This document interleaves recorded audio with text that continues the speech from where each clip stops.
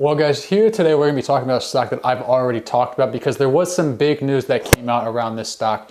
And if you guys remember, I really wasn't a big fan of this stock when I talked about it. I really liked the CEO, but I really didn't see it growing exponentially, mainly because of the pandemic, and I felt like its growth was kind of pandemic dependent. And this stock is Zoom, ticker symbol ZM. You guys also probably remember me saying I didn't know how the company was going to grow because what was in the 10K didn't seem like overly specific and tangible. It seemed a little bit vague in my opinion, but they had some huge news come out today, or yesterday, the 14th. I'm not sure what today is by the time you guys are seeing this, but they had some huge news and we gotta talk about it and we gotta cover it right now. But before we cover it, you guys could please like this video. I would really appreciate it. It helps out the YouTube channel in a huge way. And also don't forget to subscribe to the channel and turn that notification bell on so you don't miss any future videos. So as I was saying, I was sitting there reading one of the newsletters I get to me every day in my inbox, and it was Morning Brew. So I'm sitting there reading Morning Brew and all of a sudden I see Zoom on there and I'm thinking, well, I'm very familiar with Zoom. It's a stock I've looked into. It's a stock I made a video about.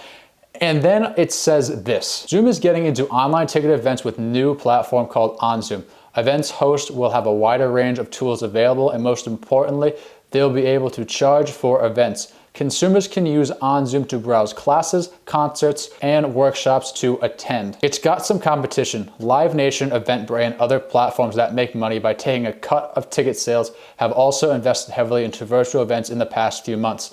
Zoom is initially holding off on monetizing in a similar manner, but did say it would take a portion of event sales down the road. OnZoom will also be competing with Airbnb's experiences. Since 2016, the house-sharing giant has offered services that match visitors with activities like tours or cooking classes while traveling. But after those offerings shifted online early in the pandemic, most of them went to Zoom. Consumers might decide to skip Airbnb altogether in favor of OnZoom if the platform's curation is up to snuff. Very interesting news. So after I finished reading the newsletter, I immediately went to the Zoom investor relations page, and it was actually Zoomtopia on the 14th. And they had more details about the innovations they were making for the company. During the vision keynote of Zoomtopia 2020 today, Zoom will unveil major developments to its platform that evolve the future of communications.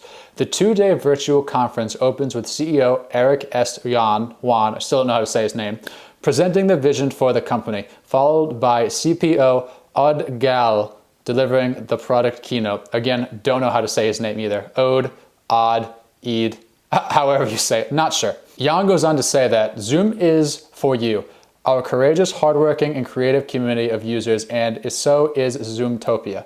We have been working hard to create a world-class, value-filled virtual event. We have also been planning, preparing, and delivering on the promise of Zoom to best serve you, said Jan. One thing we've learned in this challenging time is that remote work does work. The future will bring a hybrid of the best of in-person and virtual communications. The announcements we make today at Zoomtopia demonstrate that Zoom is built for this moment and beyond. We have the platform to support what the world needs today, tomorrow, and well into the future. I do think it kind of has a point here. Like I've talked about in several videos, I do think the world is moving towards remote work. Everything's going to be online.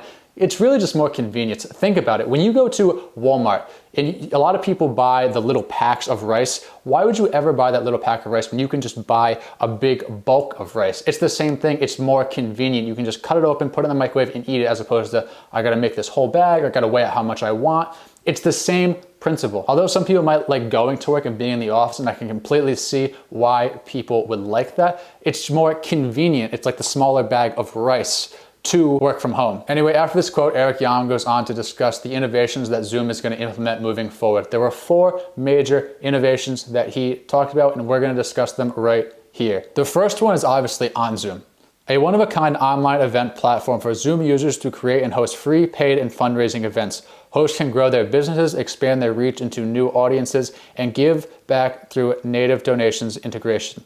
Zoom users can discover these events and sign up for new experiences with additional functionality like gifting, tickets, and an attendee dashboard to keep tabs on favorite events and brands. Available starting today as a public beta for US users to attend events from SMBs and flagship content partners like WW, formerly Weight Watchers, at Zoom. Next, he goes on to talk about News end-to-end encryption offering. This optional feature will be generally available in technical preview to free and paid Zoom users next week.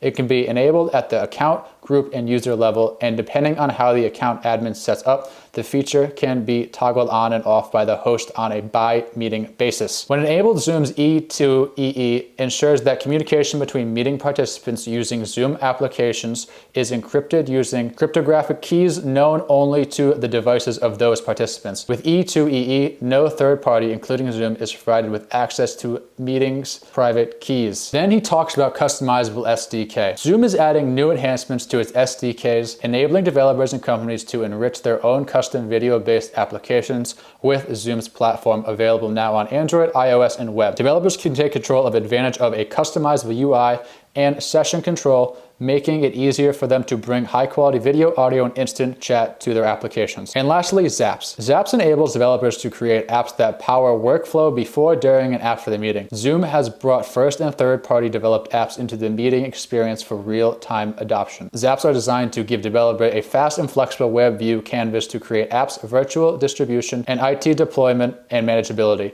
Over 25 launch partners joined Zoom. Their demo videos are available at zoom.us/Zaps. So I know we just talked about those 4 major innovations that Zoom's going to be implementing, but for the sake of this video, we're just going to be talking about on Zoom and what I think this means for the company, and if this company is now a buy because of on Zoom. Let me start by saying I think this is a fantastic idea, and it's going to provide a lot more diversification compared to the competitors that Zoom's going up against. They're also in approximately 125K schools during this pandemic, which, if you saw my Dropbox video, you know that I think that's a great move to get involved in those schools, because mainly kids going to school now are going to remember that, they're going to know how to use the platform, and then moving forward down the road, they're going to reignite that platform and they're going to push it out even more. This also makes me like the CEO even more, because he's continuously coming up with ideas to move the company forward, innovate, and implement new strategies. I know Zoom said they're not charging for these ticketed events yet, but if I were Zoom, I would reach out to some big name. I don't know who they could, maybe someone, a concert, some sort of singer or something, and have them come on Zoom.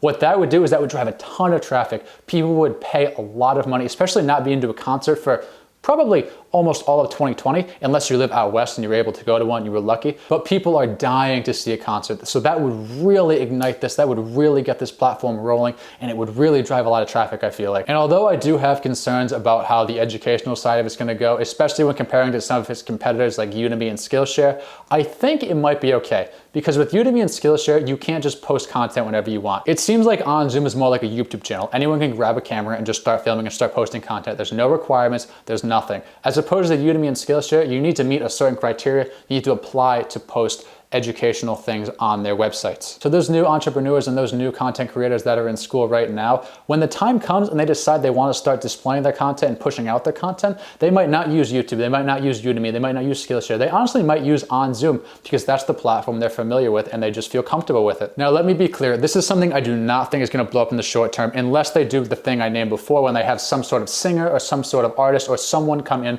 that really just drives a lot of traffic towards this new platform. But over the next 10 years, as new content creators start to get out of school, they start to post their content more, maybe some expand off and go in different areas. Maybe not everyone goes to YouTube. Maybe not everyone posts a course on Skillshare. Maybe not everyone posts a course on Udemy. Maybe they go towards on Zoom. But again, I don't see that happening for at least like 10 plus years, because Udemy and Skillshare, they're up there in online courses. YouTube's obviously dominant. Google still is a big player. There's a lot that has to happen for this on Zoom to really become a top player in this field, I feel like. So after all this new innovation, am I going to buy Zoom?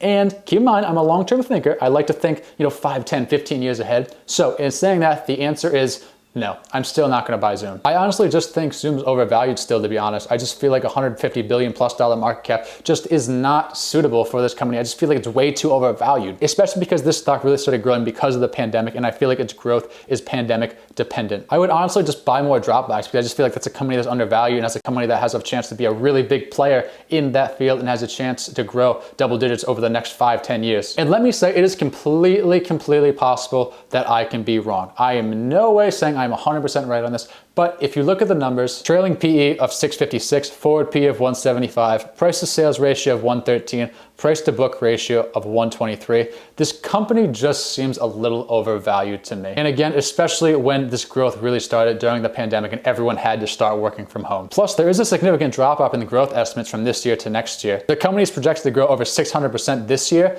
when it's all said and done, and then it's supposed to drop to under 15% next year. I just don't know if Zoom will see consistent returns, it's consistent growth over the next 5 or 10 years. But like I said, I can be absolutely wrong. I am just some random guy talking to a camera in my living room by myself with no one around, no one at all. So don't take my opinion, do your own research, do your own due diligence, and create your own opinions. For all I know, when it's all said and done, Zoom can be the next $1 trillion market cap. So like I just said, don't just take my opinion like it's right, by no means at all. Create your own opinions and do your own research. And with that said, guys, that's gonna be it for this video. Thank you so much for watching. Remember to like and subscribe. Let me know in the comments down below what you think of Zoom and if it's a buy right now because of this new on Zoom feature. And let me know what you think of this new on Zoom feature if you've already checked it out. And I will see you guys in the next video.